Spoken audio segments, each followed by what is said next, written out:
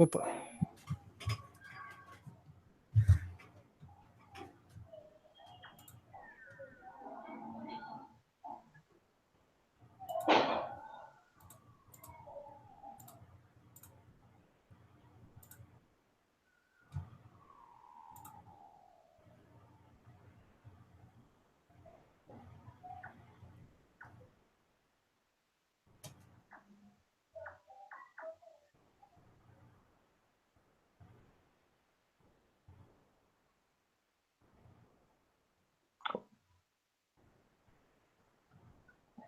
Olá, pessoal que acompanha aí o blog ETs, etc.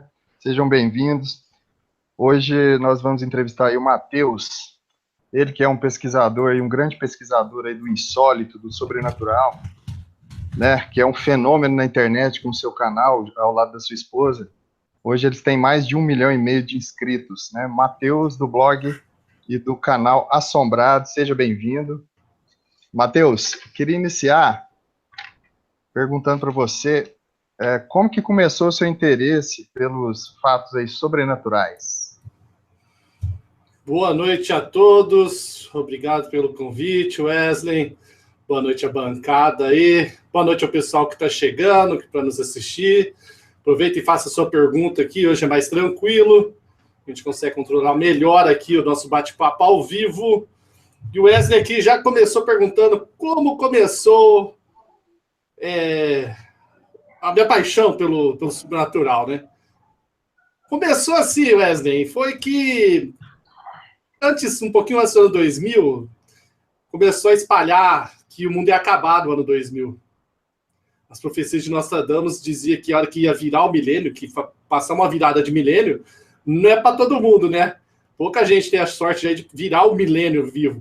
E aí instalou-se aquele medo de que o mundo ia acabar. E era início da internet. As informações você conseguia em revistas, no Globo Repórter ou no Fantástico, ou no Goulart de Andrade, era aí que você conseguia as informações. Aí eu lembro que eu comecei a fazer computação, a aprender, a mexer no computador, e aí eu logo ia procurar o quê? Sobre as profecias de Nostradamus, sobre o chupacabras, era a febre do chupacabras, com os chupacabras, e também eu gostava muito daquela brincadeira, não a do copo, a brincadeira do copo eu nunca fiz. Brincadeira do compasso que a gente fazia na escola. Não sei se vocês faziam, que você pegava o compasso, segurava e... Aí na escola eu ficava lá segurando o compasso, girando, até que um dia eu segurei o compasso e escrevi assim, demônio. Joguei fora o compasso assim, ó, atravessou a rua. Aí eu nunca mais brinquei, fiquei com medo. Então foi assim, aí eu comecei a me interessar e sempre fui muito fuçado em computador. Aí eu falei, quer saber? Era início da internet, gente. Eu tinha BBS. BBS é anterior à internet ainda. Eu tinha uma BBS. Aí depois instalei a internet e falei, tinha um programa chamado Front Page, que lançou lá na época. Aí eu aprendi a mexer, comecei a fazer meu site chamado Sobrenatural HP. HP de homepage. Sobrenatural HP. Aí eu aprendi a mexer com FTP, que você podia jogar as coisas no FTP, e aí aparecia na internet. Eu fiquei maravilhado. Isso foi lá para 98, 99. E aí eu comecei a criar o primeiro site, e aí a gente conta a história ao longo aí desse bate-papo. Então, basicamente, foi por causa do Nostradamus, que eu fiquei com medo que o mundo ia acabar. Eu e um monte de gente, tá? Não foi só eu, não. Que o mundo ia acabar na virada do milênio. Por causa do chupacabras. Na época lá, a febre do chupacabras foi uma febre na época, pessoal, vocês não têm noção. Chupacabra, tudo quanto é lugar. E porque eu sempre me interessei nessas coisas de brincadeira do compasso, sempre gostei de escutar a história de quem fazia brincadeira do copo. E aí foi assim que começou o meu interesse. Legal. Nós entrevistamos aqui o principal pesquisador brasileiro do chupacabras, o Carlos Alberto Machado. Foi ele que abriu o nosso Hangout, foi o primeiro entrevistado. Eu fui dar uma pesquisada aqui, na hora que você me convidou, fui ver, você só chama nome de peso, eu sou o mais fraquinho. Não, que é isso. Gevaer, o principal dos chupacabras.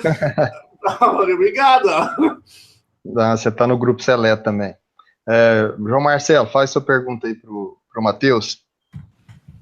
Boa noite, Wesley, Matheus, Marzo, a galera aí que acompanha pelo chat do YouTube.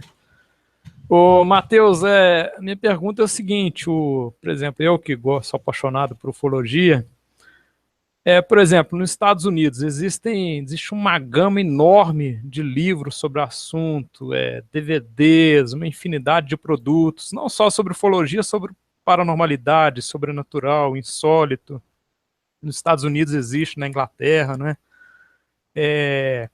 Por que você acha que no Brasil, por exemplo, documentários de ufologia, eu digo, a gente já legendou mais de 200 vídeos de ufologia, né? Mas eu digo assim, documentários lançados por grandes produtoras em vídeo, em DVD ou Blu-ray, por que não existe pouquíssima coisa? Você acha que não há um interesse do brasileiro em se adquirir isso? Você acha que no Brasil ainda não tem a cultura de se consumir esse tipo de produto? Por que você acha que nos Estados Unidos existe uma gama de produtos tão grande, são lançados muitos documentários, por exemplo, de ufologia em DVD, muitos livros, por exemplo, os Estados Unidos é o paraíso, né, para quem gosta de ufologia. E por que no Brasil existe tão pouca coisa? Rapaz, eu acredito que seja pelo aspecto financeiro. Nossa população não tem tanto dinheiro. Eu tenho aqui, ó. Se você olhar ali, não sei se dá para ver aqui, é uma pilha de DVD da revista UFO, tudo original. Onde está minha tabuíja ali. É muito raro vender. Quando eu falo raro, é muito difícil vender. Tipo, eu conto nos dedos que eu vendo ao longo de um ano. Porque o brasileiro simplesmente não tem dinheiro para gastar com isso daí. Ele tem outras prioridades. E os Estados Unidos, eu acredito que seja tão forte nesse quesito, porque eles têm a expertise, né? E tem o consumo lá disso, porque a partir dos Estados Unidos eles ainda vendem para o mundo inteiro. Então, se você está conseguindo, é lógico que você quer lucrar, é lógico que você quer divulgar tudo, lá é o lugar certo. Você faz lá, a língua inglesa conhecida no mundo inteiro, eles vão legendar para você, mandar legendado em outros países. Então, para mim, questão financeira, a pessoa querer comprar isso daí, porque não é barato também, custa 30, 40, 50 reais, e para a população, a imensa maioria da população do Brasil, é um dinheiro que eles não podem te expor para investir num negócio desse.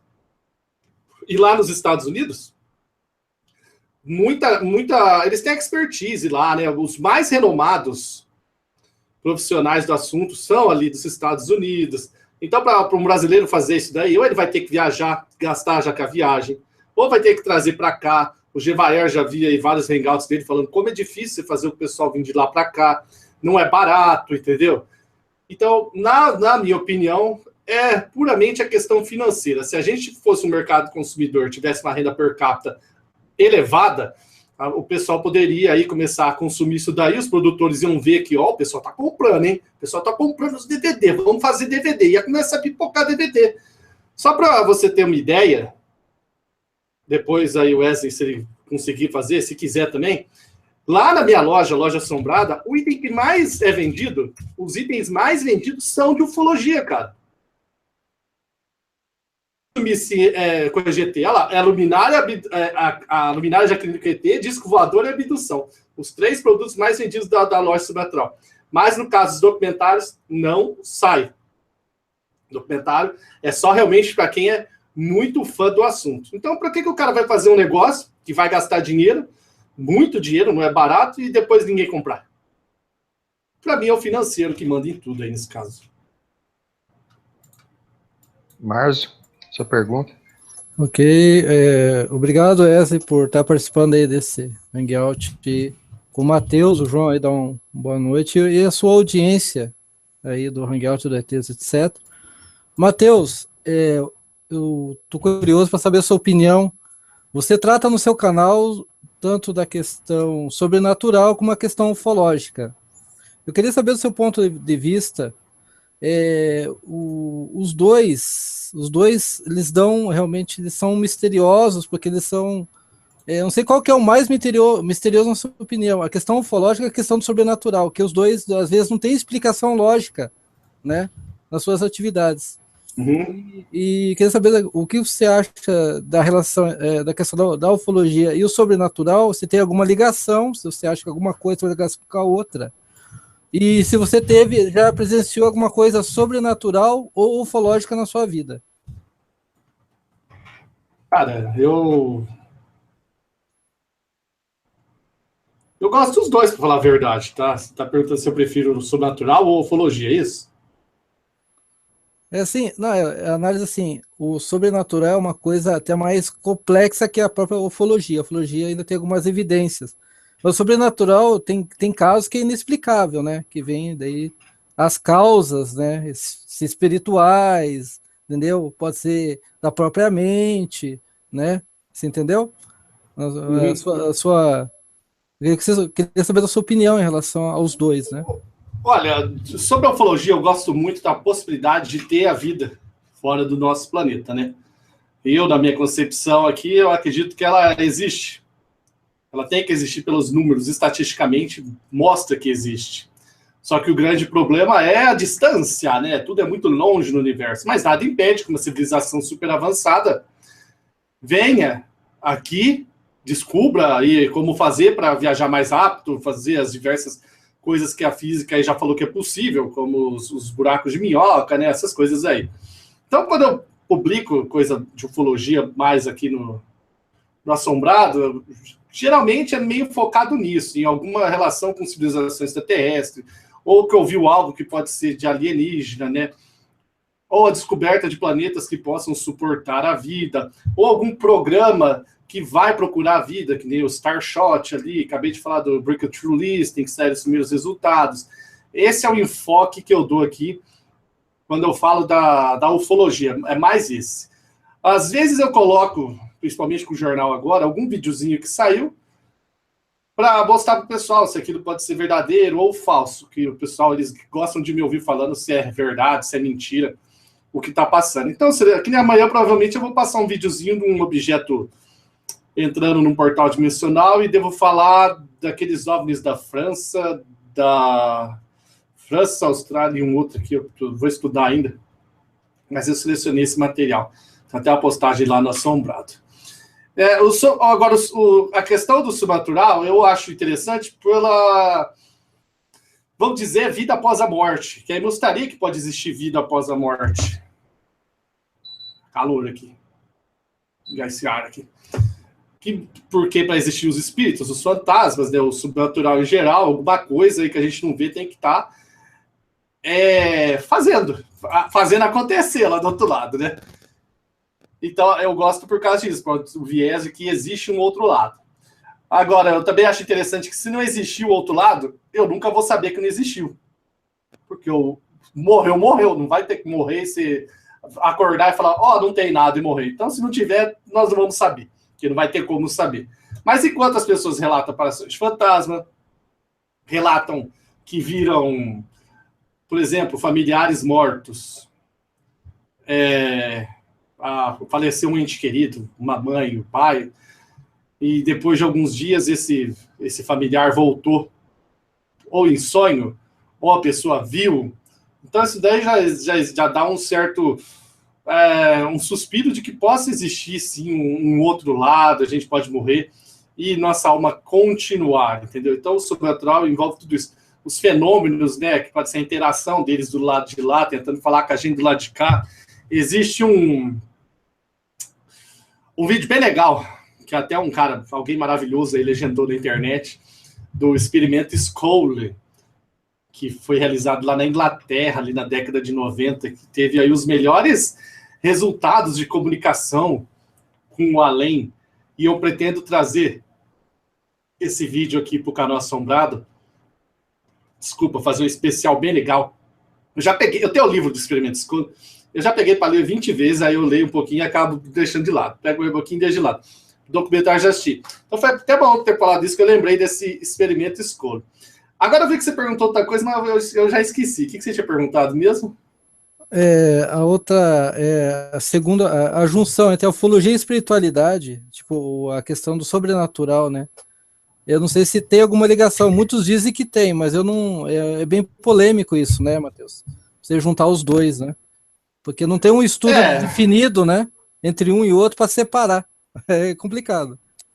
A área da espiritualidade, assim, já não é uma área que eu não conheço muito, não sou muito ligado nisso. Então, ufologia da espiritualidade, essas coisas aí, já não é muito minha praia, eu já não gosto muito disso daí. Então, não consigo te responder assim, porque eu não tenho conhecimento disso, eu não tenho interesse. Então, talvez eu não veja a relação, por isso que eu posso não ter interesse. Eu não sou muito fã desse tipo nem de previsão de futuro, zodíaco, astrologia, essas coisas não é muito minha praia, eu não gosto muito. Realmente é o lado sobrenatural. E os ETs entram nessa área assim, cara, se a gente for ver, porque eles não são provados ainda pela ciência, mas e um monte de relato de gente que diz que foram até levados para a nave espacial deles, que engravidaram até de alienígenas, né? E esses relatos acabam caindo no campo aí do sobrenatural, porque é algo que não pode provar, um alienígena. Então, nesse caso, tem relação com o sobrenatural. Mas com espiritualidade, aí eu já não é minha praia, não. Os dois casos, Matheus, dá medo, né? Os dois traz um certo medo. Por exemplo, experimentos com o sobrenatural, que a gente falou, a tábua Ouija, fazer aquele ritual do Blood Mary, lembra? Você até comentou. Então, tem coisa assim bem interessante. Da mulher de... Como é que é a Blood Mary, a tradução, cara? É a mulher sangrenta lá que sai no banheiro, ela aparece, esqueci o nome até. E tem a tábua Ouija, né? No Brasil, no mundo inteiro, você fala Ouija hoje, todo mundo já associa com o mal, né? Que você vai usar para invocar as forças malignas. Só que eu acabei de fazer, faz um mês, 2 meses, nem 2 meses, um especial sobre a tábua Ouija mostrando que antes do filme O Exorcista, a tábua Ouija era muito utilizada pelas pessoas para a comunicação, mas depois que veio aí o Exorcista, acabou. A tábua Ouija chegou a vender 10 milhões de unidades em alguns anos, um pouco antes do filme. Tanto é que a Hasbro comprou os direitos, que não era dela, ela foi lá e comprou o direito lá de quem estava produzindo, que era do fundador da empresa, e até hoje da Hasbro, se você for querer comprar. Tanto é que o Ouija é registrado Hasbro, você não pode fazer nada chamado Ouija. Por isso que a minha tábua, que é uma tábua Ouija, né? Fala tábua Ouija que todo mundo conhece, chama tábua assombrada. Que o Ouija é registrado da Hasbro. Então fez muito sucesso aí, mas realmente dá medo. Tanto é que o Mateuzinho aqui, eu nunca fiz isso daí. E não recomendo ninguém fazer, porque você pode lidar tanto para um lado quanto para o outro, entendeu? E quando você quer mexer com o lado de lá, você tem que ter uma certa preparação, entendeu? Não é simplesmente, vamos pegar aqui, galera, vamos falar com os espíritos. Não, se você quiser fazer uma coisa séria, você tem que se preparar. Existe aí vários rituais do seu corpo, né? Tem aí o pessoal que entende disso, sabe dessas histórias aí. Então, não é simplesmente, vamos fazer. Então, por isso que eu nem me arrisco. Porque eu posso fazer lá e vir algo que não quero. Então, mas como eu gosto do assunto e tem a ver com a minha área, eu mandei fazer uma tábua lindona, uma tábua assombrada, com design exclusivo, maravilhoso. Matheus, pode continuar, Márcio. Não, o João tem perguntas lá do chat. Vou o João falar ali as perguntas. Tá, pode fazer do chat primeiro, então, João. Ô, Matheus, o Arquivo Confidencial lá no chat pergunta para você qual caso famoso da ufologia você acredita e qual caso famoso você não acredita.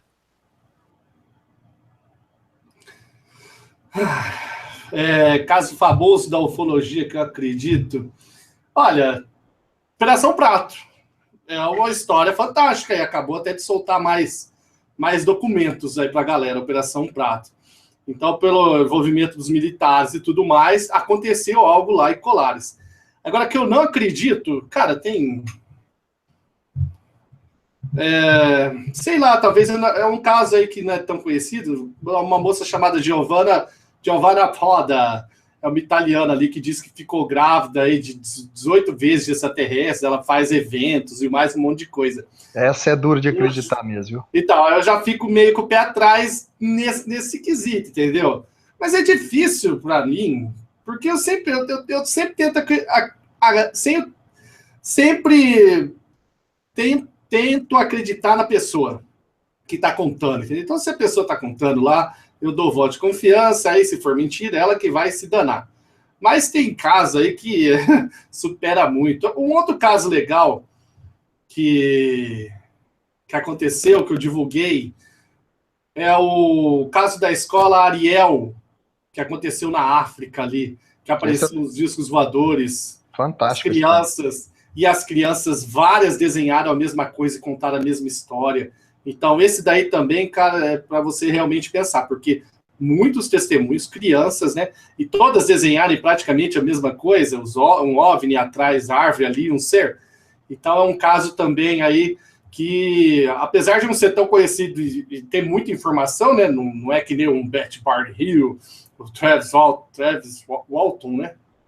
Sempre confundo aqui, o Robson fica até rindo da minha cara, às vezes aqui. Travis Walton, é isso? Travis Walton, é.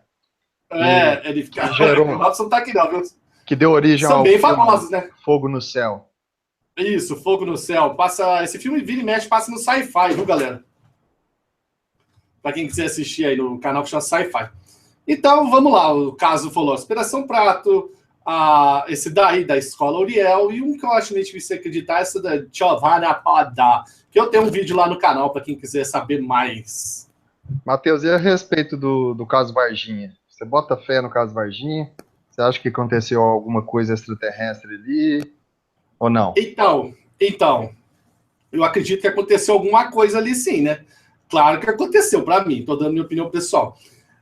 Antes eu só sabia de Varginha pelo que eu vi na TV, né? Eu assisti muito aquele Goulart de Andrade, que passava na madrugada, falou do Varginha direto. E aí eu fiz o especial do Varginha, acho que o ano passado, eu peguei o livro do Petit, se não me engano do Petit, caso Varginha, e aí eu li todo aquele livro para fazer especial.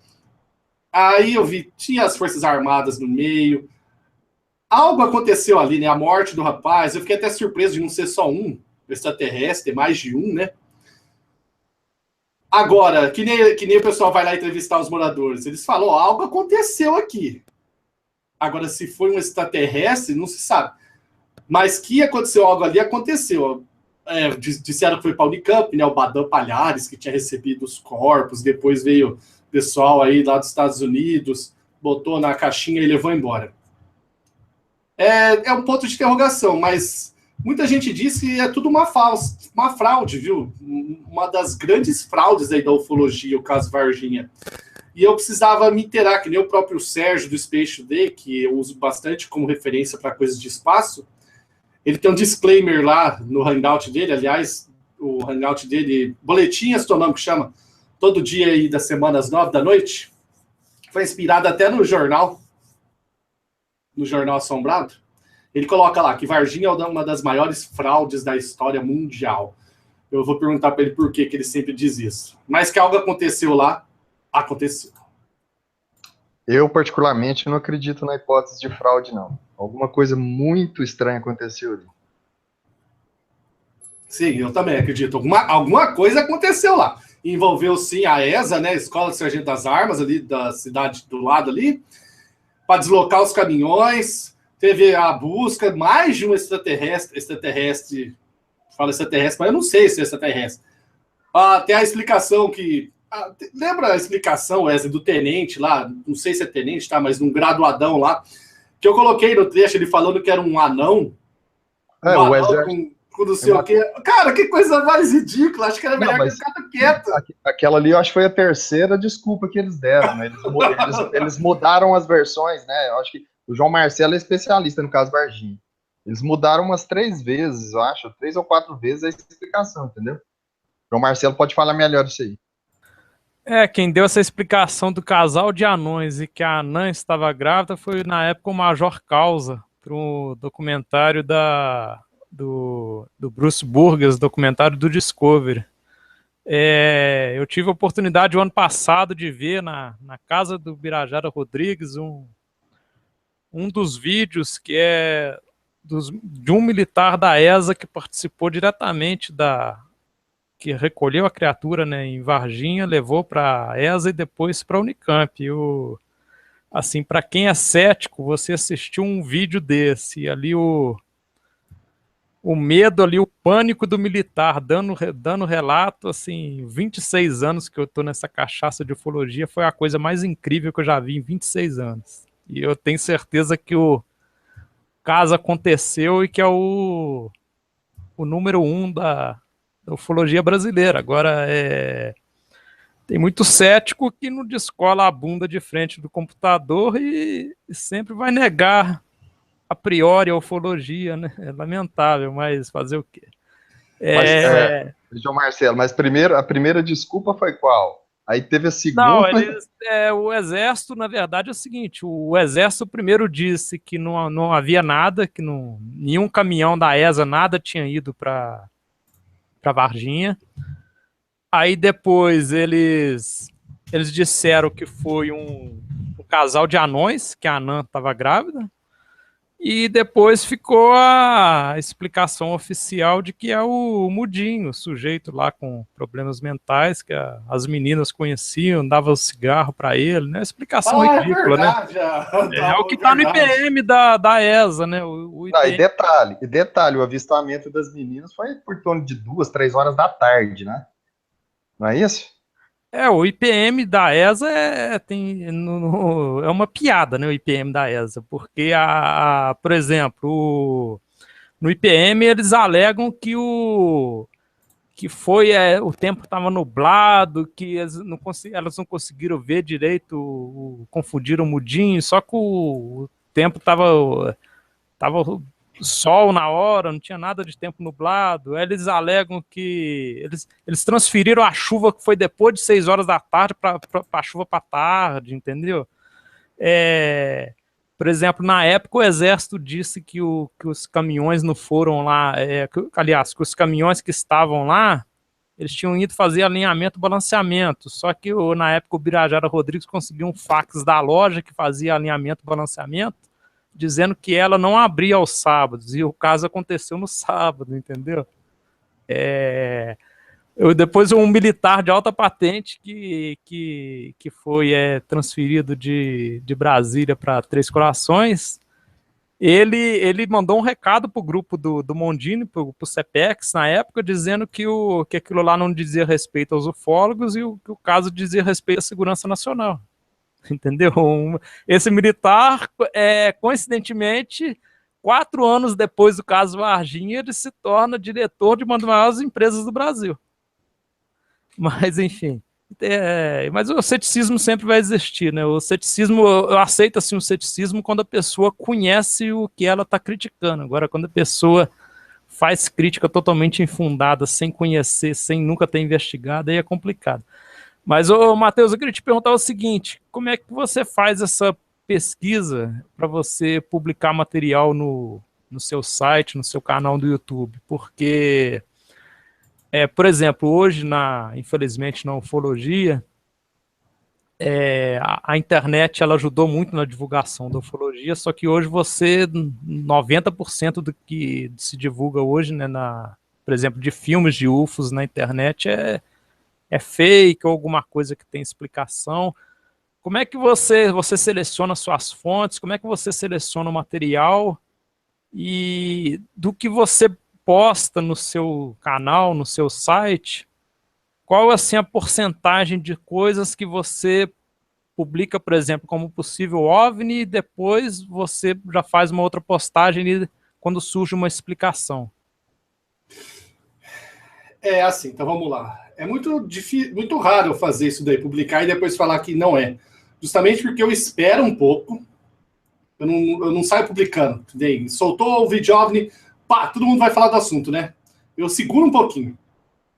Eu seguro um dia, seguro 2 dias, seguro 3 dias, porque aí já dá tempo da galera conseguir aí falar se é verdade ou se não é, entendeu? Então, eu procuro não postar de imediato quando chega os e-mails. Nossa, um monte de gente começa a mandar e-mail de algum vídeo.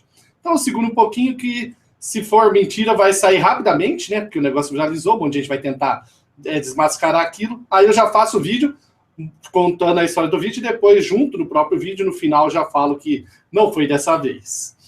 Agora, no caso, para fazer minhas pesquisas, para fazer os meus especiais de determinados assuntos, né? Em Varginha, eu usei o livro do Petit, lá, Marc-Antoine Petit, acho que é isso daí, eu estou sem o livro. Mas eu sempre procuro pegar de livro, revista, né? Tem muita revista aí, então eu pego de revistas e de documentários. Eu sempre, então, quando eu vou fazer um pesquisado em um determinado assunto. Vamos lá, vamos fazer Travis Walton. Aí eu vou assistir tem o livro dele, né? Tem o livro, não tá aqui, tá para lá meu livro. Então eu vou procurar ler o livro. Eu pego ali um especial, né? Tem muito vídeo disso. Eu seleciono um especial, um documentário que foi exibido no History, no Discovery, no National Geographic, e vou assistir. Aí, a partir desse material aí que eu assisti, eu já começo a fazer, conforme vou assistindo, a separação dos tópicos na minha cabeça, e a hora que eu vou escrever a matéria, eu coloco os tópicos ali. Então, eu vou falar a introdução, a viagem, quando ele foi levado, os dias que ele sumiu, né, os amigos lá que foram falar, quando ele voltou, o que aconteceu depois, e como está hoje, né? Aí depois eu vou escrever em cima desses tópicos. Então, é muito difícil, é raro você pegar da internet. Se eu pegar da internet, é só onde eu sei que a fonte é confiável, entendeu?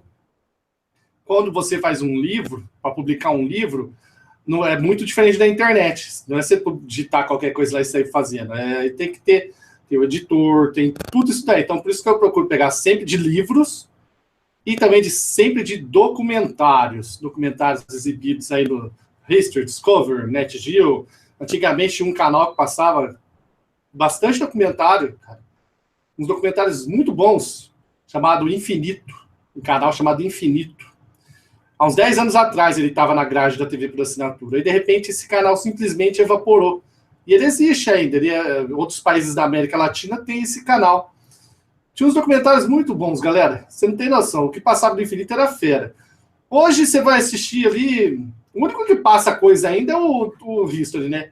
Passa ali os alienígenas do passado, tem a série Contatos Imediatos, tem bastante série de ufologia ali. Agora, quando passa no Discovery, coisa de ufologia, é pra zoar com a cara da gente, porque eles sempre esculacham ali no Discovery a ufologia. E no NetGeo também é um pouquinho difícil de passar. Onde você vai ver passando bastante documentário de ufologia hoje, que são documentários de muitos anos, faz 8 anos, 7 anos que eu moro aqui nessa casa, passava quando eu morava lá com a minha mãe ainda, no Discovery Science. Se você tem TV por assinatura aí, procura o Discovery Science e um canal chamado H2. O History hoje ele virou um canal de reality show praticamente. Mas o H2 é o History do passado. Então você assiste o H2. Então procuro. Eu tenho muito documentário, João, né? Eu já falei com você em outras oportunidades. E durante boa parte aí da minha vida eu fui viciado em gravar documentário da TV. Da minha área do sobrenatural, né? E da área da biologia. Eu tenho quase 4.000 documentários gravados e eu criei um sistema. Eu era, né? Eu nem lembro mais como é que programa, mas durante mais de 15 anos eu fui programador de computador. Então eu fiz um sistema para controlar todos os meus documentários. Eu cadastrei todos, coloquei lá a descrição. Então hoje eu só entro lá, digito algo, ele já fala tudo onde está. Aí eu falei, quer saber, eu vou subir para a internet. O banco de dados, né? Não tem como baixar, não tem nada. Não adianta ir lá que acho que você vai baixar. Simplesmente para consultar. Quem tiver curiosidade aí, chama documentários.org. Tenho 3.021 documentários cadastrados ali. Aí o João Marcelo, se ele quiser, depois é só ele ali em Sobrenatural. Aí vai abrir um menu, depois você vai em Ufologia. Aí vai ter tenho de Ufologia 141 vídeos. Eu parei de gravar documentário quando eu mudei para essa casa. Então já faz 7 anos. Eu sei que o João Marcelo ele já passou a listagem dele, é de deixar você assim, ó com água na boca, meus amigos.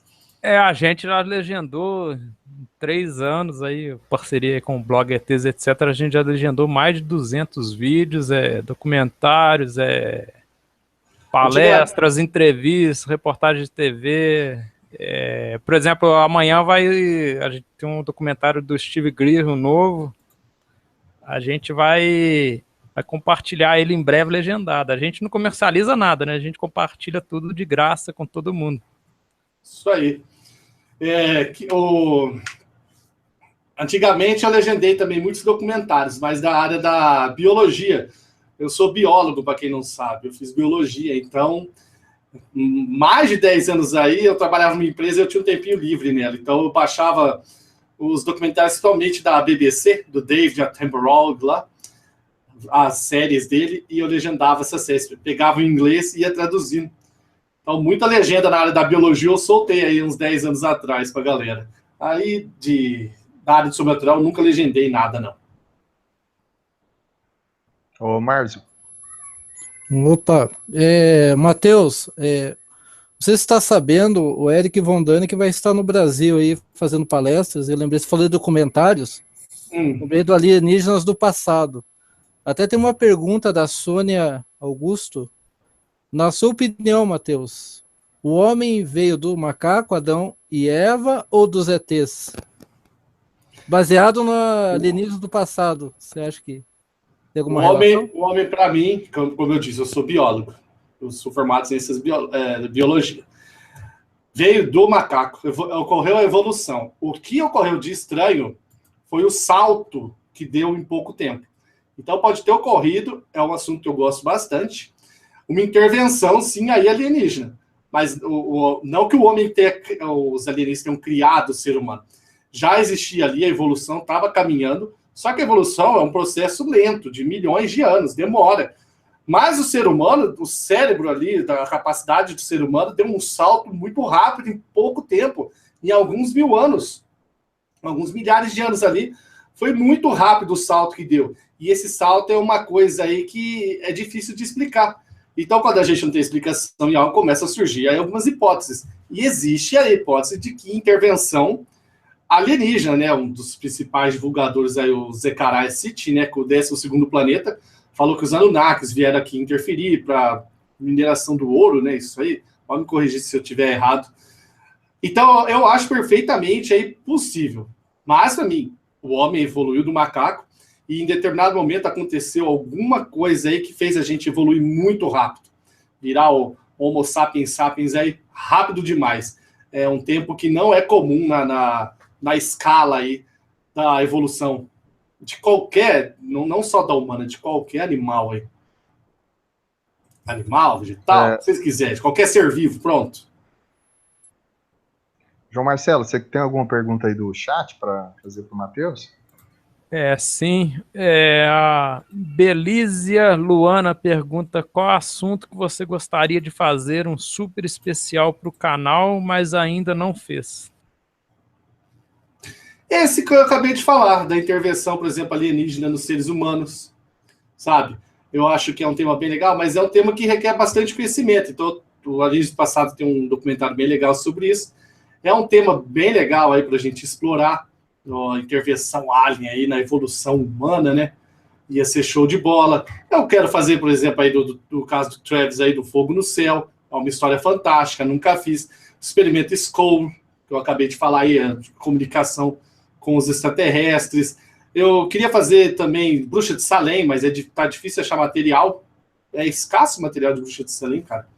E eu queria fazer das máscaras de chumbo, cara.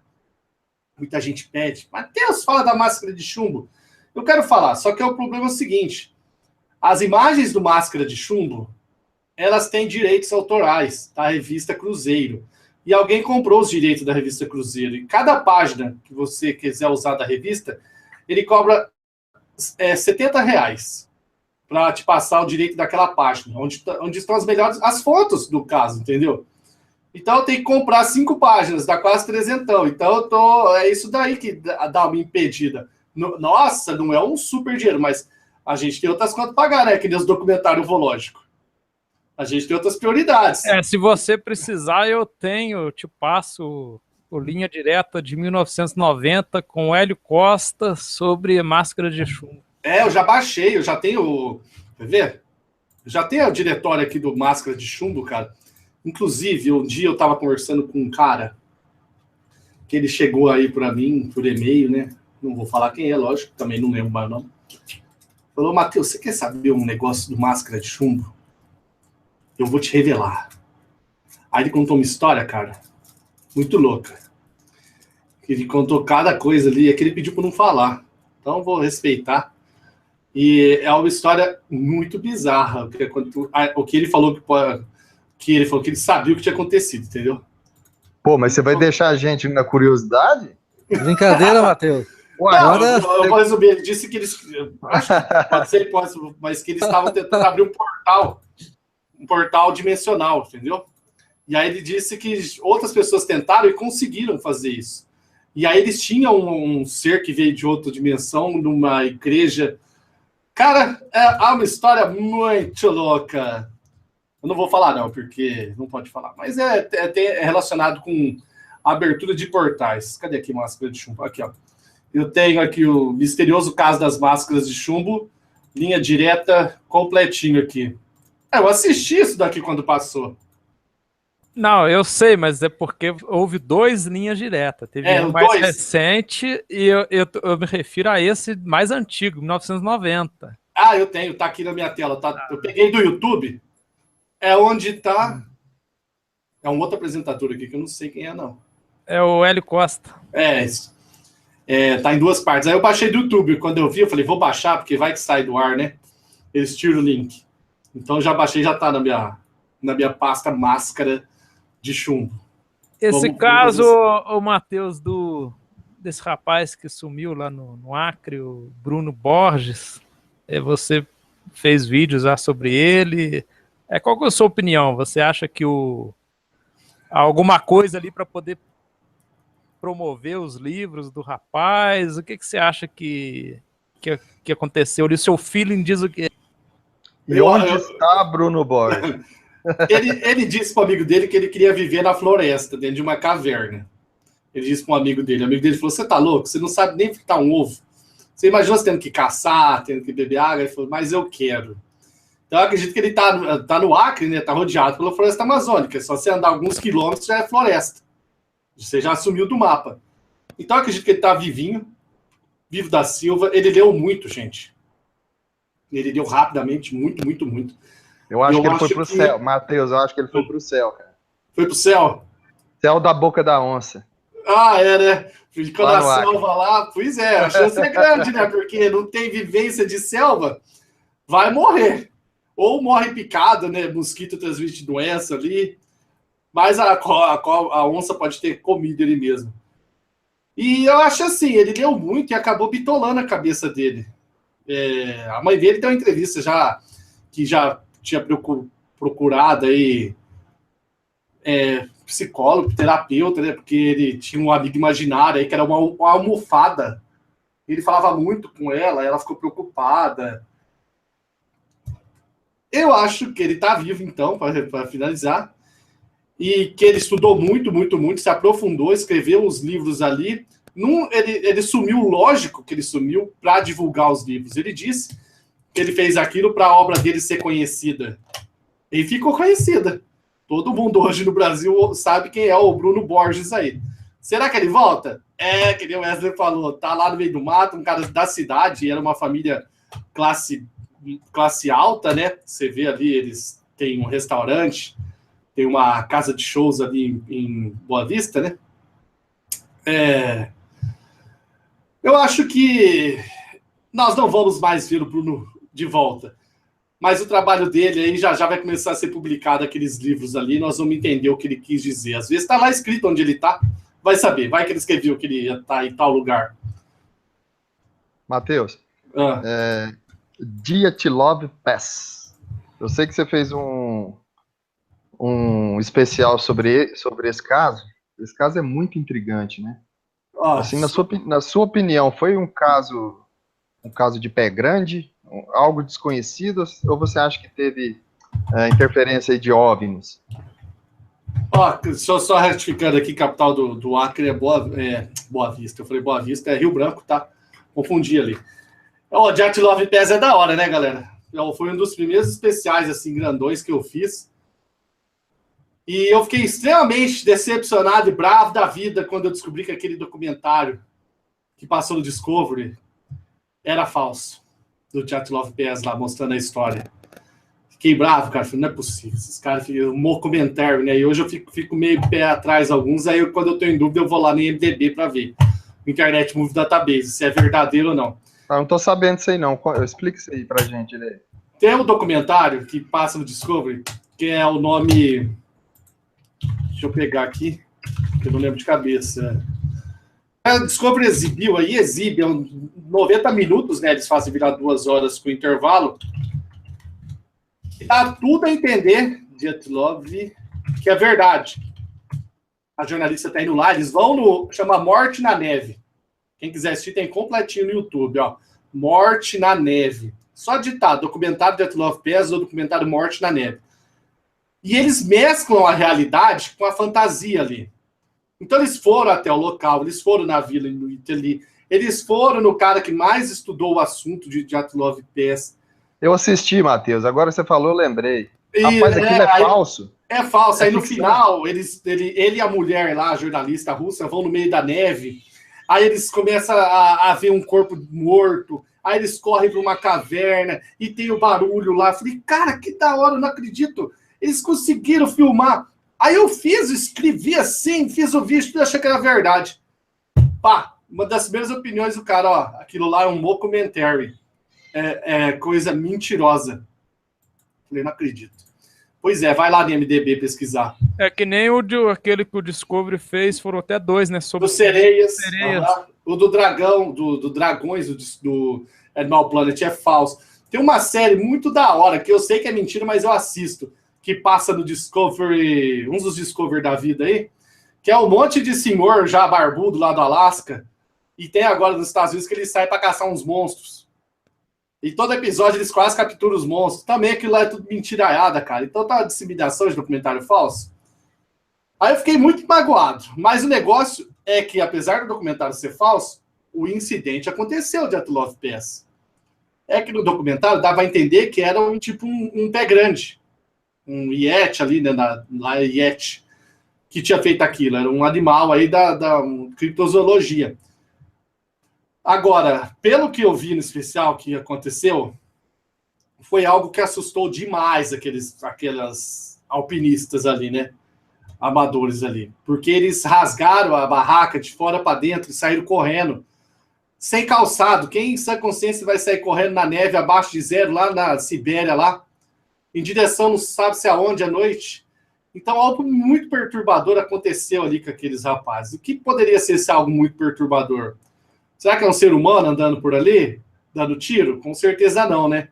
Tem que ser algo aí, acho que da categoria já do sobrenatural. Até lá foi proposto nave extraterrestre, teste russo com bomba, o próprio pé grande. Tem até uma foto, que essa foto ainda eu fico em dúvida, que foi apresentada no documentário, então deve ser falso. Que o cara falou que descobriram depois da foto. Porque todas as fotos do incidente tem aí. Aí eles recentemente descobriram uma, então que mostra tipo uma silhueta assim na neve. Você conhece essa, né, Wesley? Achei muito falso aquilo, mas agora então, que você me falou, cara, tenho certeza. Todas as fotos do Dyatlov Pass estão disponíveis aí há muito tempo já. Como é que agora descobriram uma? Por isso que eles deram a entender que era o pé grande ali, porque eles mostraram aquela foto, os sons, as pegadas e tudo mais. Eu acredito, cara, que olha, tem uma foto, Matheus. Tem uma foto que parece que mostra uma luz. Uma foto, acho, tirada do céu. Não tem uma foto assim? Que mostra uma luz, que até levantaram a hipótese que poderia ser um OVNI. Nossa, rapaz, realmente eu não sei se eu falei dessa foto no meu... Agora eu tô em dúvida se essa foto também foi falada nesse documentário, entendeu? Porque eu assisti esse documentário. Agora eu tô em dúvida se foi nele, porque se for nele já não dá para confiar. Não dá. Dá para confiar no início, entendeu? Que ele conta a história certinha. Que ele fala, eles foram fazer um alpinismo ali, né? Andar na neve, eles montam os cronogramas de onde foi para onde. Então o início é bom. Eles mostram as diversas hipóteses. Por exemplo, briga entre eles.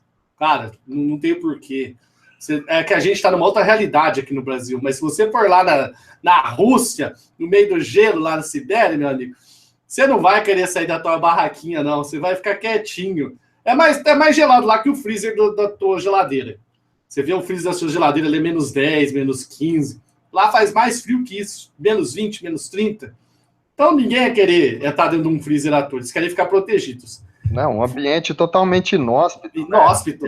Eles rasgaram as barracas de dentro para fora. E né? Saíram feito loucos. Sem pegar roupa, sem nada. Aí os corpos ficaram daquele jeito, porque ficaram queimando na neve ali, né? Eles morreram, alguns ficaram em riachos. Tem um que está amarelo ali, né? Que eles dizem que pode ser radiação. Será que tem algo a ver com a ufologia, cara? Será? Pode ter, porque vai que foi uma nave ali, sei lá, e desceu. Essa questão da radiação. Jack Lopez é um dos maiores enigmas do século passado ali. É um grande mistério. Século XX, né? Nós estamos no 21 agora. É um dos grandes mistérios. Tem várias hipóteses. Pé Grande, com os militares, porque tinha um deles lá que era um infiltrado militar ali. Aí eu contei a história do documentário. Uma briga entre eles e o disco voador, a hipótese do disco voador. Não podemos descartar nenhuma, mas tem que ser algo bem surreal para assustar os caras daquele jeito e fazer eles saírem correndo. Só para lembrar, teve gente que tentou escalar uma árvore, galera, com a mão. E aí, conforme ia raspando na árvore, ia sair na ponta das unhas. A carne, ia comendo a carne, assim, ó. Tava só os ossinhos aqui, porque gelado, congelou o ponto, assim, e você tava subindo, escorregando, o desespero era tanto para sair do chão. Tem até a foto da árvore lá, tudo riscada, assim. Pensa isso. Sem as unhas aqui. Olha o desespero que a pessoa tava para fugir de alguma coisa. Então, se alguma coisa era um pé grande mesmo, ou alguma coisa aí, por exemplo, do espaço, da ufologia. Eu acredito mais na hipótese ufológica por causa da radiação naquele corpo. O corpo ficou meio laranja, né, por um efeito, parece que de radiação. E os corpos parece que também, alguns corpos, como se tivesse sofrido um acidente de automóvel. Teriam recebido um impacto muito grande e por dentro os órgãos estariam destruídos. Estourado por dentro, entendi. Isso é muito estranho, é uma força misteriosa, realmente. Então fica a dica aí para quem não conhece. Depois que acabar Só depois, hein, galera? Depois que acabar o Hangout aqui, ó, Morte na Neve, completinho no YouTube, 1h30 de pura alegria, puro prazer. Vocês vão ficar muito... Mas saiba que o final, a hora que eles vão atrás de Pé Grande, é mentira. Mas o museu que eles vão visitar lá, não é museu, né? Onde o cara... É um museu, ele reuniu tudo. Tudo de The Love Pass está concentrado nas mãos do rapaz que eles vão visitar lá. Tem as fotos, os diários, tudo. Existe, é de verdade. Só no final que eles quiseram falar que poderia ser hipótese ali do Pé Grande, aí eles começaram a jogar a fantasia ali no meio. Mas o início, a descrição da história, tudo, legal pra caramba, The Love Pass. Os grandes enigmas aí do século passado. João Marcelo. Ô, Matheus, eu me lembro quando eu comecei a me aprofundar em ufologia, né, 1990, 91, eu ia na banca, procurava a revista Planeta, tinha aquelas reportagens matérias do Carlos Reis, Jaime Lauda, Lúcio Manfredi, Claudir Covo. E aí, só que eu sofria muito bullying, cara. Uma cidadezinha só de 85 mil habitantes, né? Eu lembro que às vezes eu levava até alguma revista, com alguma matéria, alguma coisa sobre ufologia e escondia lá no meio dos livros, no intervalo dava uma lida, né? Quando alguém via, a maioria das pessoas era muita zoação, aí falava, conversa fiada, você tá ficando doido, não sei o quê, e eu queria saber, assim, como é que foi você mexer não só com ufologia, com paranormalidade, sobrenatural, como é que foi a reação da sua família, seus amigos, namorada, como é que se deu isso? Então, você contando aí que é na banca, eu tô lembrando ele na banca, nessa mesma época que você. Tinha uma banca bem grande lá em Santa Cruz do Rio Pardo, onde eu morava, em frente à praça ali, do lado do Clube dos 20. Hoje a banca que a gente conhece é essas de rua, né? Que já é formato de banca, assim, tipo aquela casinha ali. Mas no caso, a banca que eu ia era tipo um grande salão mesmo, que os caras botavam umas madeironas assim, retangular, e deixavam todas as revistas expostas assim, ó, com as capas para cima. Não ficava em prateleira, uma sobrepondo a outra, né, que nem é hoje. Eles deixavam um monte com as capas para cima e eu já sabia o cantinho que eu gostava. que era onde ia ter ali a Planeta, onde ia ter a revista a UFO, né? Comprei as primeiras edições da UFO, eu comprei ali. Tinha a revista Extra, eles soltavam umas revistas aí, que as coisas eu comprava tudo. Até que eu tenho um monte de revista que eu vendi. Eu vendi algumas das minhas revistas relíquias aí. Eu tava precisando de grana, eu me desfiz de algumas delas. Que pena, né? Aí eu comprava bastante desse material, mas eu levava para minha casa. Eu não ficava espalhando no colégio, nada disso. Eu não levava lá. Eu fiz o segundo grau técnico. Eu já fiz o segundo grau para o processamento de dados. Então, eu sempre fui muito viciado também em programação. Eu era meio fanático, assim. Eu pegava os livros de Clipper. Eu sempre gostei de Clipper, galera. Clipper é uma linguagem de programação voltada para o banco de dados. Aí eu pegava os livros, eu estudava. Então, aí a hora que eu cansava um pouco, eu ia para o sobrenatural, um pouquinho ali. Então, foi mais para frente, vamos dizer assim. Eu comecei aí nessa parte do processamento, da computação. Aí eu comecei a aplicar para mim, que foi fazer programas para catalogar minhas coisas. Porque eu emprestei muitas das minhas coisas para os outros. Muitas revistas, muitos livros, muitos CD, e sumia, esquecia com quem estava. Aí eu fiz o programa para eu saber com quem estava com todas essas coisas. Depois aprendi aí a fazer os sites. Aí que eu comecei a trazer aquilo lá que eu tinha, tudo que eu tinha aprendido e lido, para jogar para a internet. Mas na escola ali, eu era mais bem focado mesmo na área da programação. Eu adorava aquilo ali, cara. Nossa Senhora. João Marcelo, já pode fazer a pergunta do chat aí que você queria fazer? Já emenda. A Biri Rodrigues, o Matheus do chat, pergunta: você já disse que não acredita muito em agroglifos, mas como pode explicar a radiação e a calcificação do solo e até mesmo as plantas que não morrem no local? Então, por que eu não acredito em agroglifo? Eu acho muito difícil.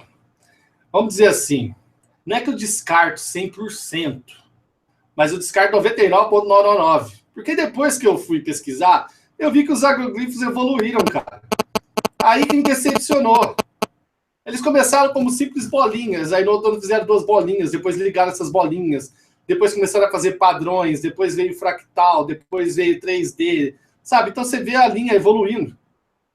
Bem, se só os extraterrestres conseguem atravessar aí as distâncias interestelares, já tem conhecimento de fazer as coisinhas certas, né? Agora, a gente tem que tomar cuidado com fraude também, né? Pode ter alguém que fez esse agroglifo e usou alguma técnica ali para causar isso daí, tá? A calcificação, né? A radiação. Não precisa ser uma explicação de outro mundo. Pode ter alguém que sabe aí o que fazer, foi lá e colocou isso para, tipo, mostrar que o agroglifo era verdadeiro. Então, é verdade, eu tenho o pé muito atrás do agroglifo. Depois que eu fiz o meu especialzinho ali, que eu vi que os desenhos foram evoluindo, eu realmente fiquei muito decepcionado. Era um tema que me intrigava bastante. Mas tem alguns agroglifos que a gente pode levar em consideração, que nem eu falei no meu vídeo lá.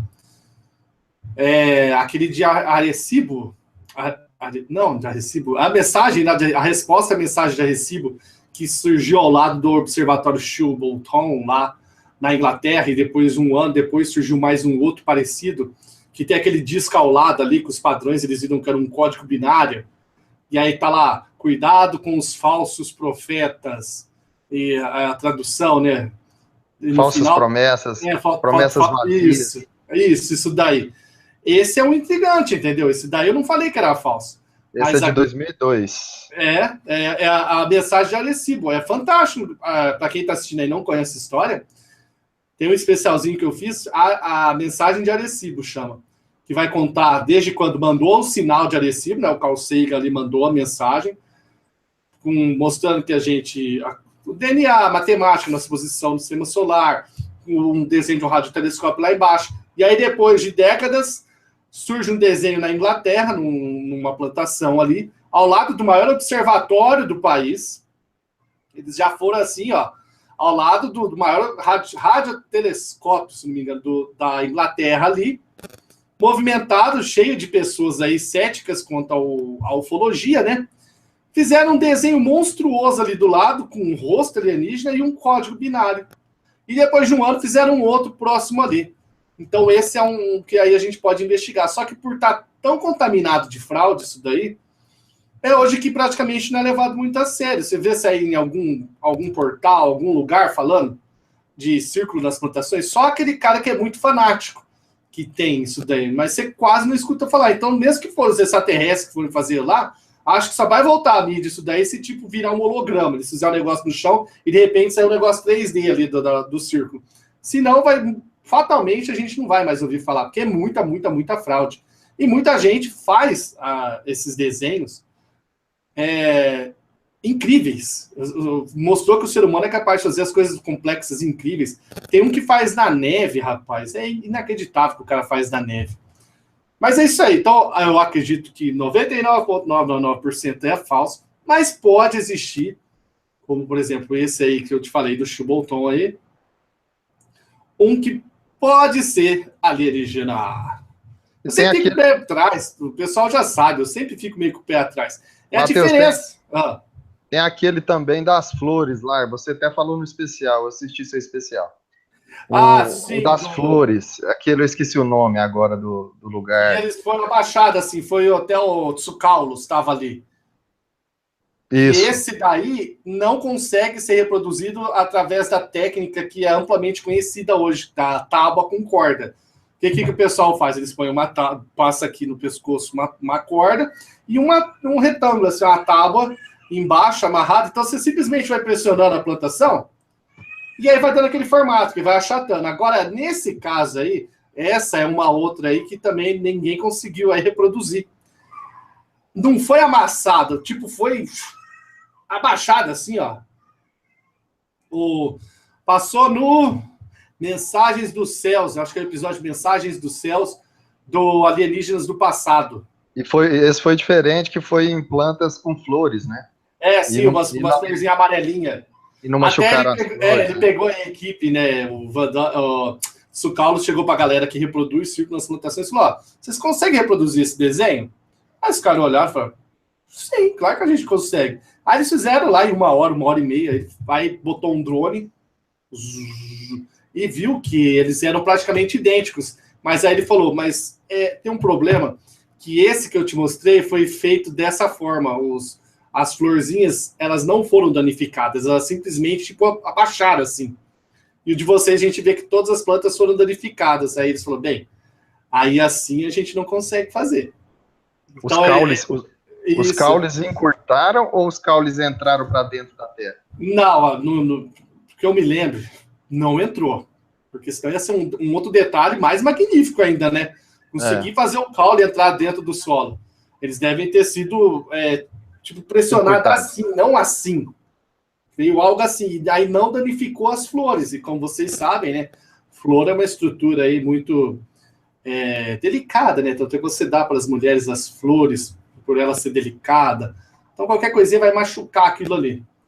E nesse caso aí, não conseguiram reproduzir e deixar do formato que estava. O próprio documentário fala que muita coisa é falsa.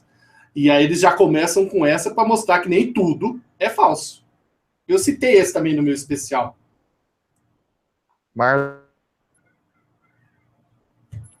O Matheus, você falou aí de mensagens deixadas aí supostamente pelos extraterrestres, né? Há muitas pessoas ainda que não, em relação aos agroglifos, realmente as pessoas não se impactam tanto, né? Porque eles acham que é falso, a maioria das pessoas, né? Que chegam a conhecer esse tema. Mas lógico que os ingleses são magníficos, né? Aquilo ali é uma obra de arte, se for realmente feito por nós, é muito habilidoso as pessoas que fazem, né? E não sabe a técnica. Mas eu queria dizer o seguinte, a aproximação, assim, as pessoas para se aproximarem da ufologia, né, elas querem provas, né? E isso não vai ser possível a gente apresentar provas, a gente que já acredita, já está até no sangue da gente, para dizer, né, a ufologia, mas sim de forma séria, de forma coerente e forma lógica, né?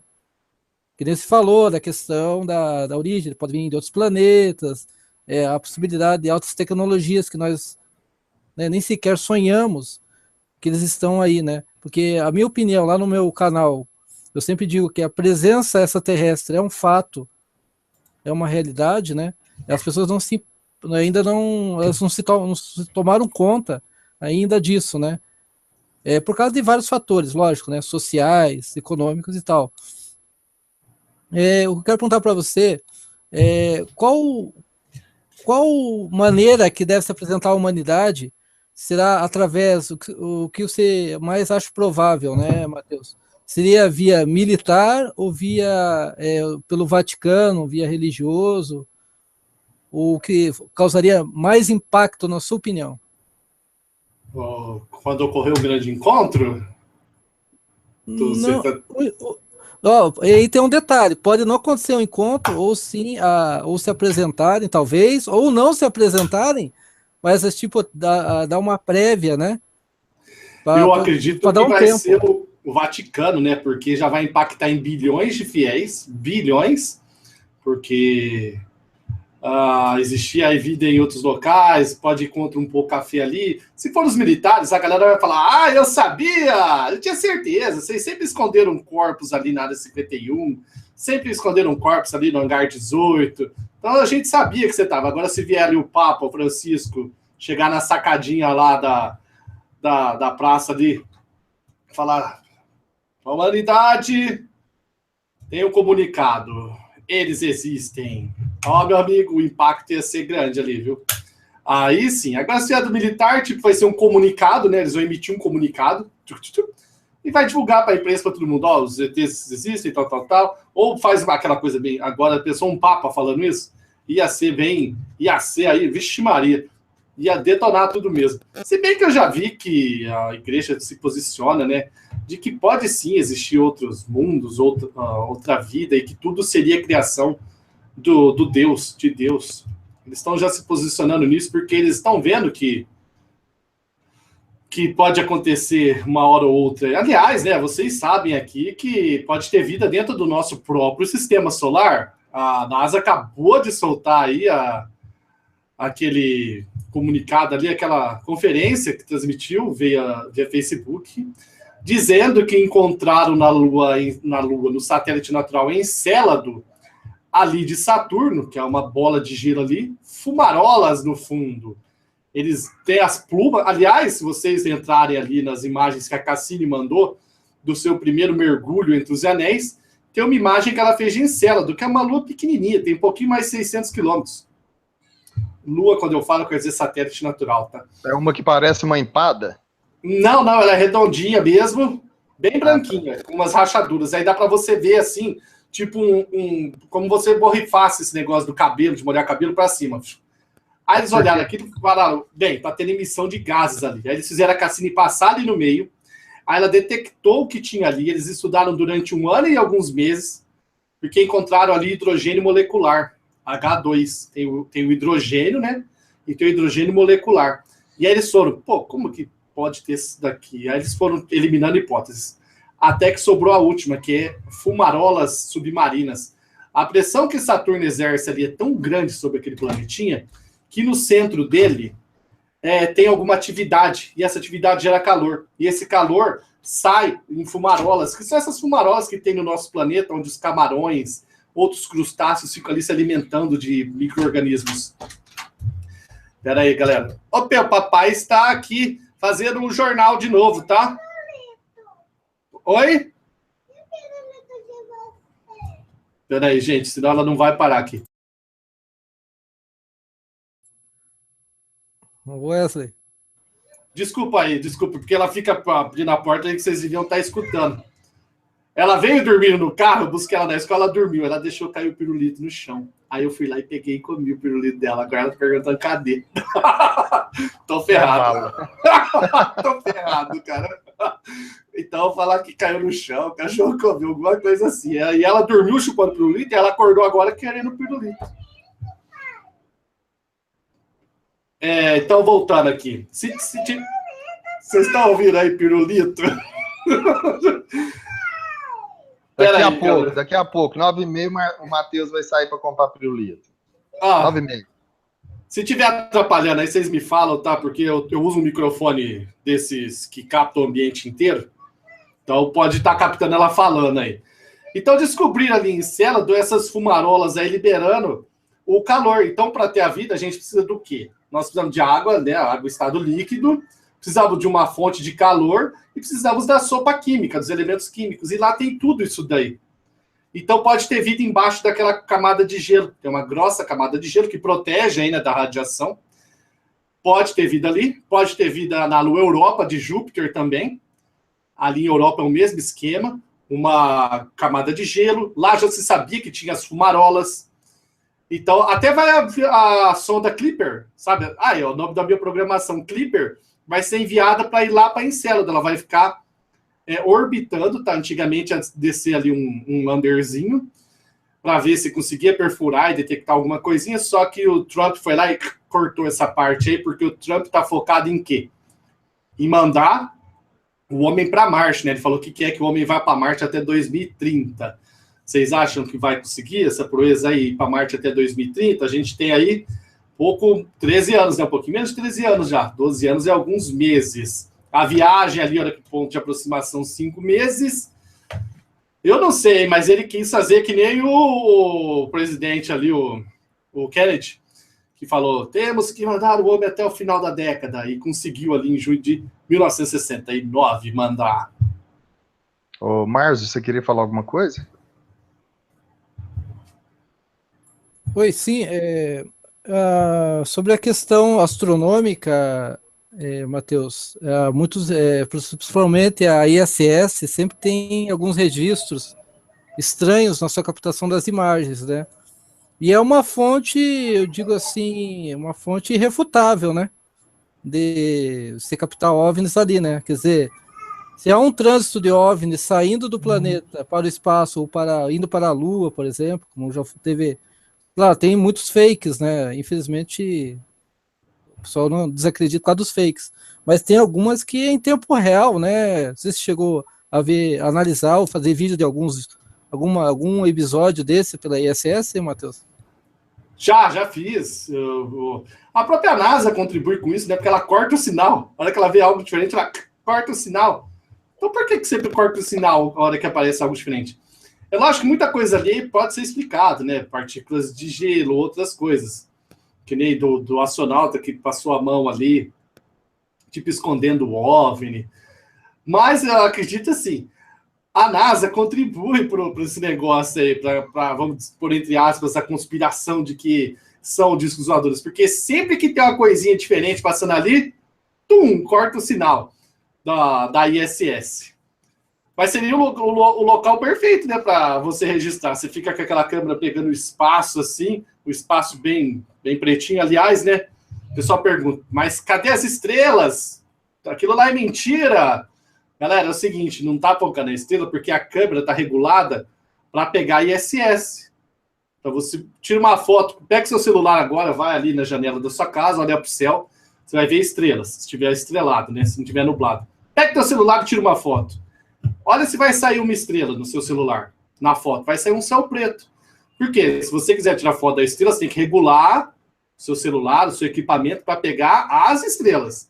Nesse caso, eles querem botar ali aquelas câmeras para mostrar ISS, ela girando ali, como é que é ali no espaço. Não para focar nas estrelas. Beleza?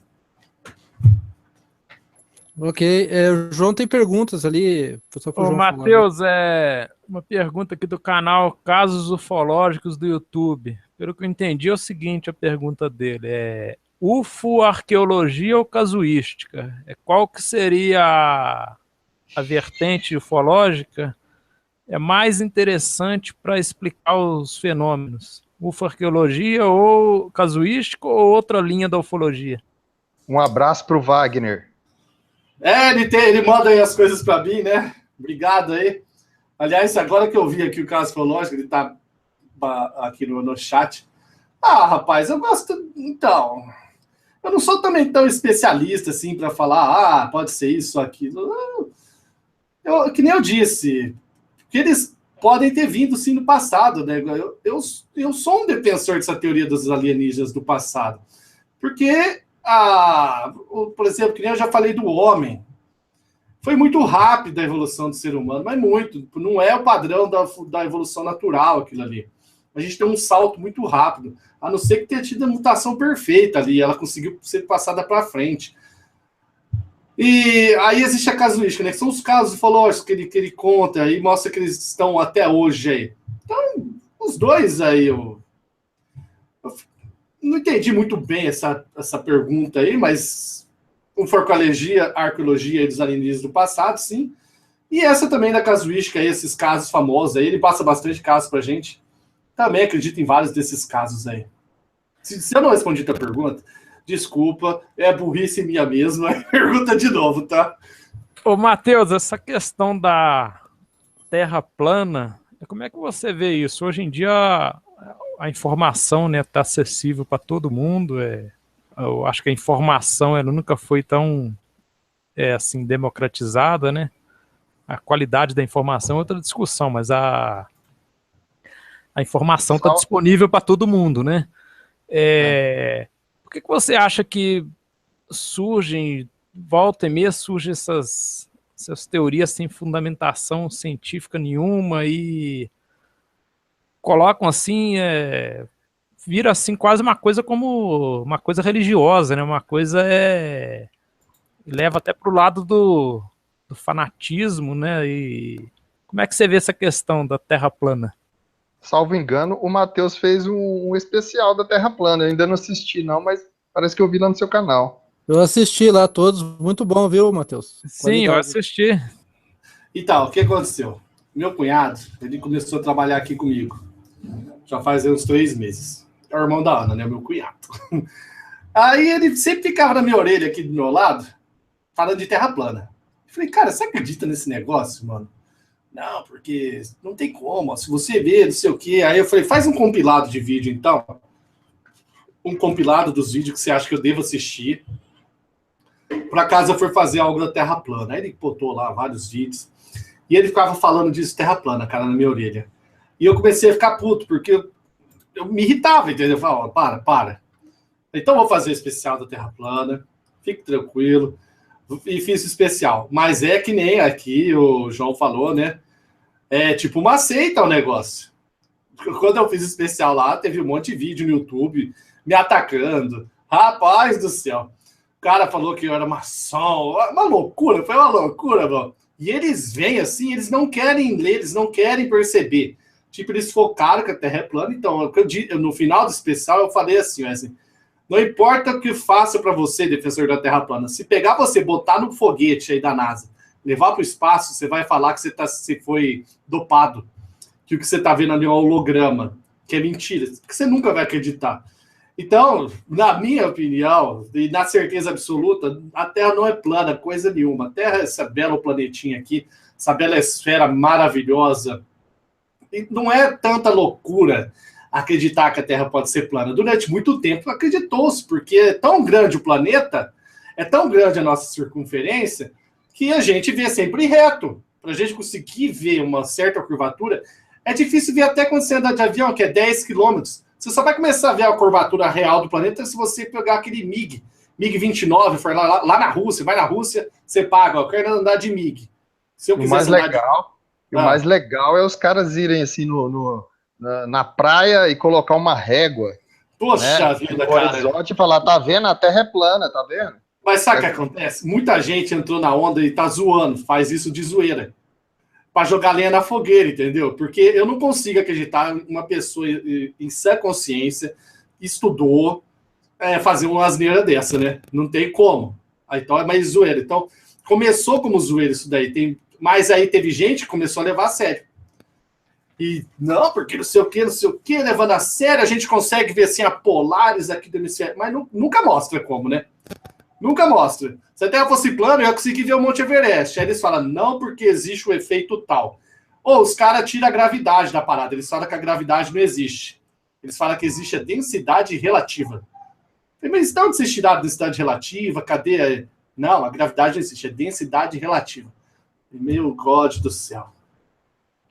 Aí eu mostrei pro Robson, ele assistiu, aí ele veio com algumas outras perguntas. Eu fui explicando para ele, aí hoje ele já não é mais terraplanista. Liberei uma alma, pelo menos. Mas salvei um, cara. Eu salvei um. Tem muita gente perguntando sobre a questão do data limite do Chico Xavier. Você acredita?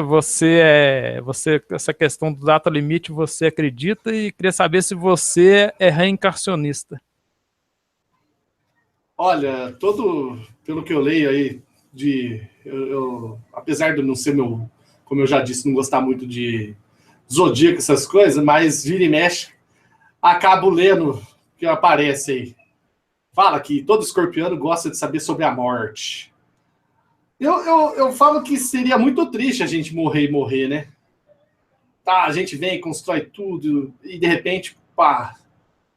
Mas eu não consigo... eu fiz lá a minha faculdadezinha lá de biologia, das ciências biológicas, cara. Então isso daí acaba dando uma disputa muito grande na minha cabeça. É o que eu disse, o que me alivia é que se eu morrer, eu não vou saber nem que eu morri. Porque não vai ter consciência. Eu vou apagar, que nem desligar um computador. Agora, se eu, de repente, acordar em outro lugar, eu vou falar, pô, existe, eu vou ficar muito feliz. Eu vou dar pulos de alegria, né? Então, eu torço para que ocorra, assim, a reencarnação. Só que eu tenho uma decepção grande também, porque o maior defensor, um dos grandes defensores, né, o Chico aí, deixou a senha que ia falar e até agora não se comunicou.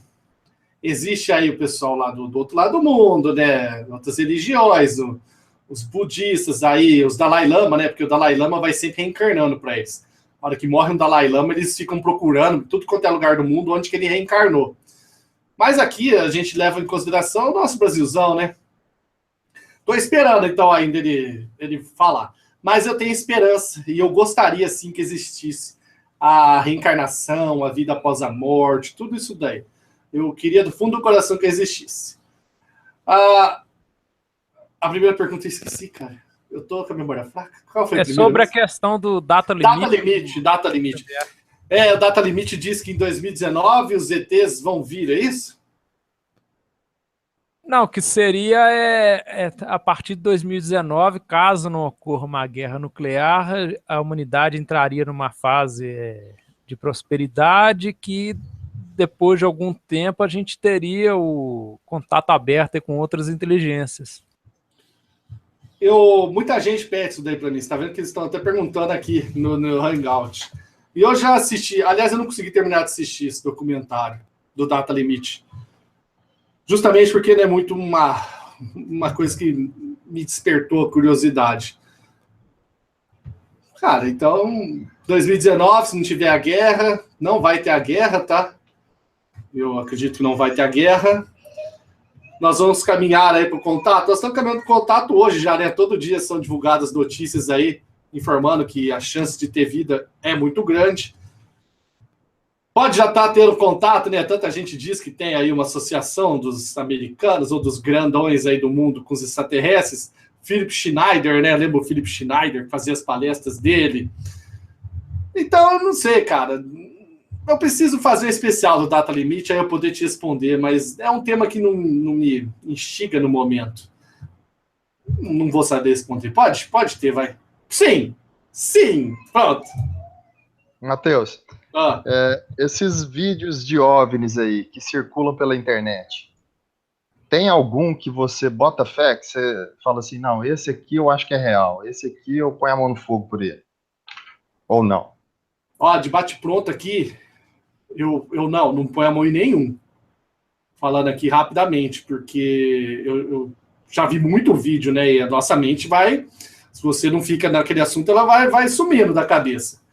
Mas dos últimos que eu vi aí... Deixa eu ver.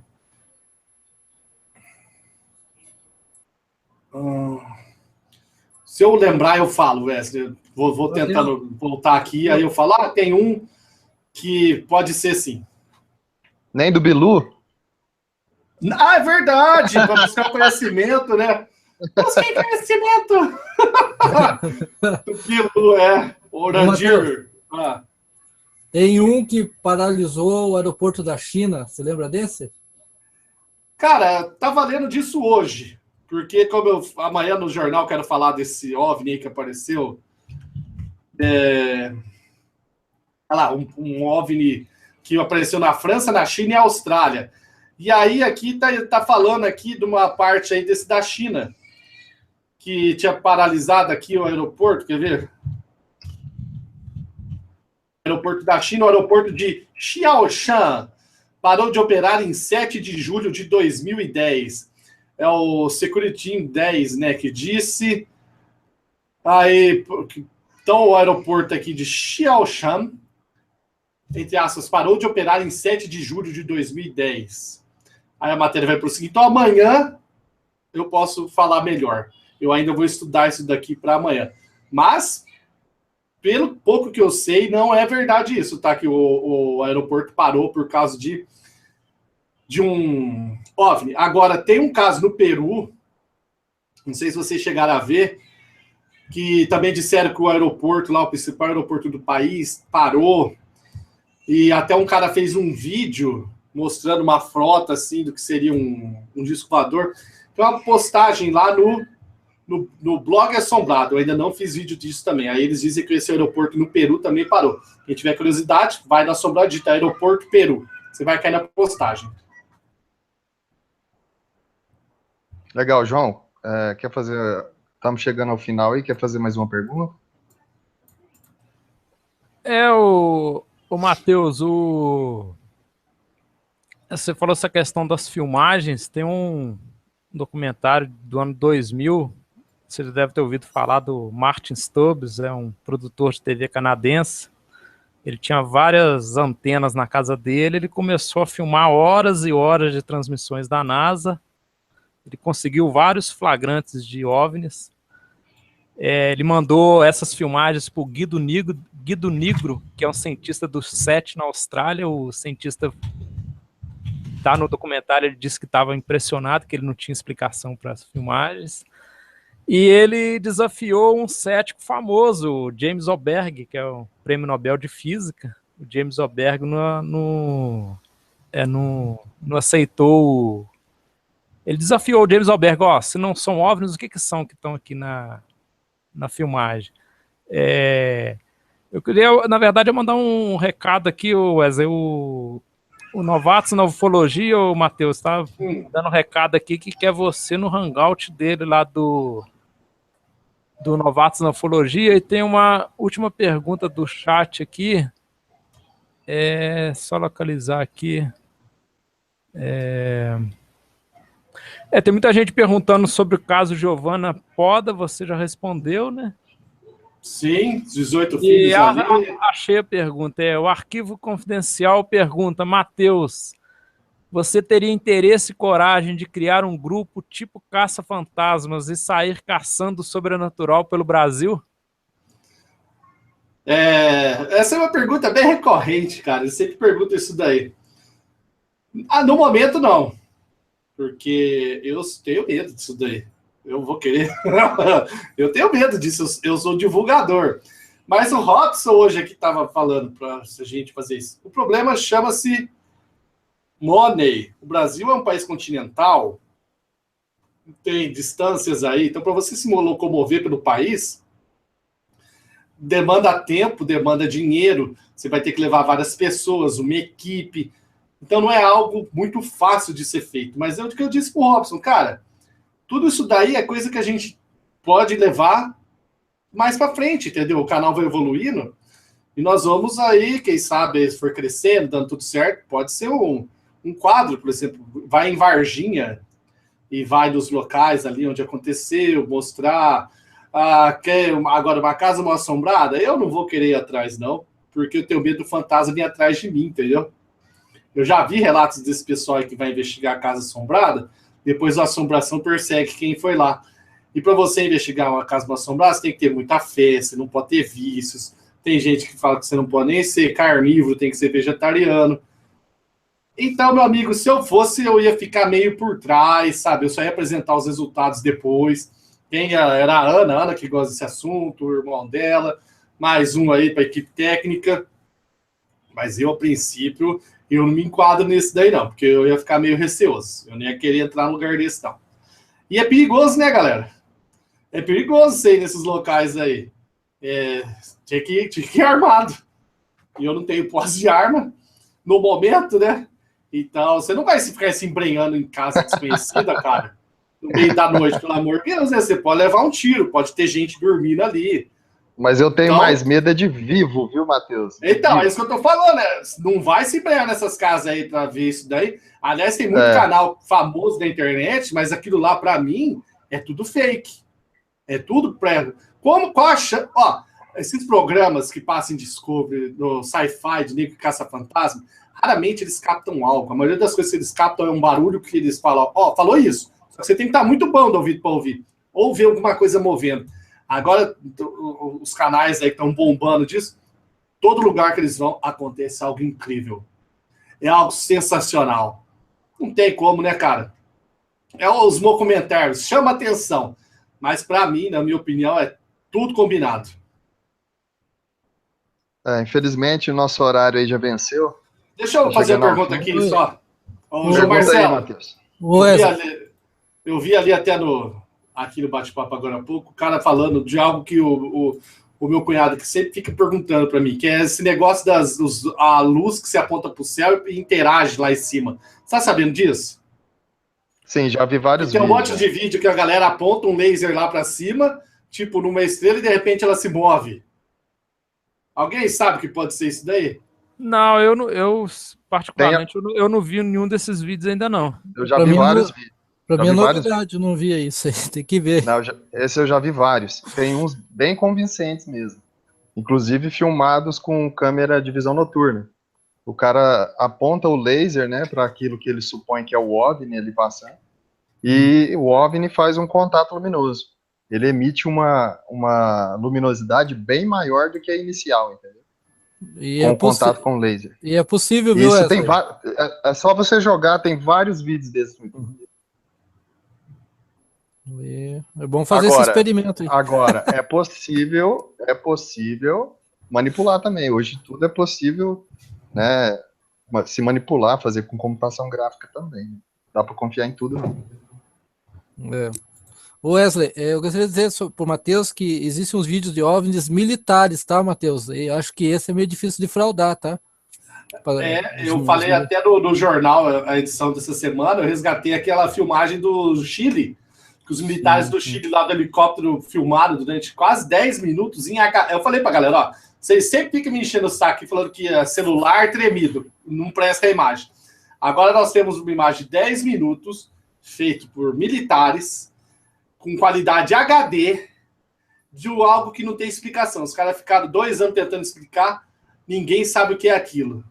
Então tá aí, ó, filmagem de OVNI. Você sabe dessa daí, ó, dessa filmagem do Chile? Vocês estão sabendo, né?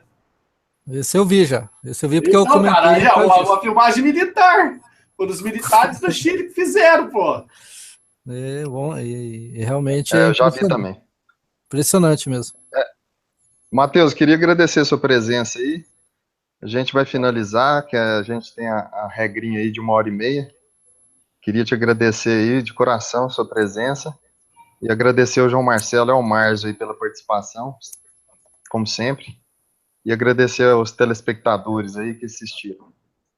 O próximo Hangout nosso vai ser agora em junho, mas a gente ainda não tem convidado definido, ainda não. E o de julho, provavelmente, vai ser. É o Eric Von Däniken, vai vir para cá, tenho certeza, vai chamar ele aqui. Vai participar do seu Hangout. Um abraço a todos. Bob Lazar. Bob Lazar, ó. Vai vir aqui. Vitório Pacatini também. Bob Lazar, Vitório Pacatini, o Birajara Franco Rodrigues. Quem mais? Eric Von Däniken. O Jaime. A programação tá forte aqui, cara. Tá forte. Então, gente. Aquele abraço, gente. Obrigado pelo convite, só me despedir aí também da bancada aí. Obrigado ao pessoal do chat aí que mandou as perguntas. E é isso aí, espero ter contribuído aqui com vocês hoje. Aquele abraço e até a próxima.